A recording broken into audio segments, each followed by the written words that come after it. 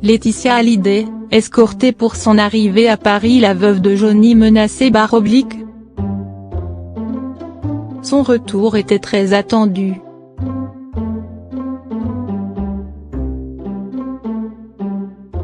Presque un an après le décès tragique de Johnny Hallyday, Laetitia et ses filles Jade et Joy ont atterri dimanche 7 octobre à l'aéroport de Roissy-Charles de Gaulle, avant de se diriger vers leur domicile de Marne-la-Coquette. Un lieu chargé de souvenirs pour le trio qui n'avait pas remis les pieds dans cette vaste demeure depuis la mort de l'interprète de Je te promets.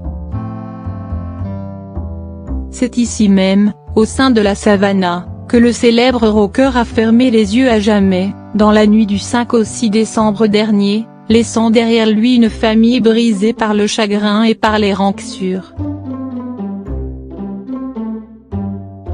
Pour ce retour en métropole, Laetitia Hallyday est escortée de près. À son arrivée à l'aéroport, la veuve et ses filles ont été évacuées par le salon 200 d'Air France, afin d'éviter tout mouvement de foule. Une protection sans doute nécessaire et rassurante pour l'épouse du rocker, seule bénéficiaire de l'héritage, qui a essuyé de nombreuses critiques après l'annonce de Horace May et David Hallyday, désireux de contester le testament californien de leur défunt père. Tout au long de son séjour et afin de promouvoir sereinement l'album posthume de son époux, intitulé Mon pays c'est l'amour, la sortie est prévue le 19 octobre prochain. Laetitia Hallyday sera entourée de 2 gardes de corps mais aussi de Karl, son chauffeur attitré, homme de confiance et ami de longue date.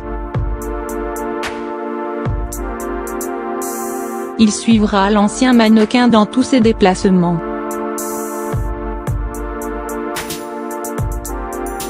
Un soutien de plus pour la maman de Jade et Joy qui en a sans doute besoin.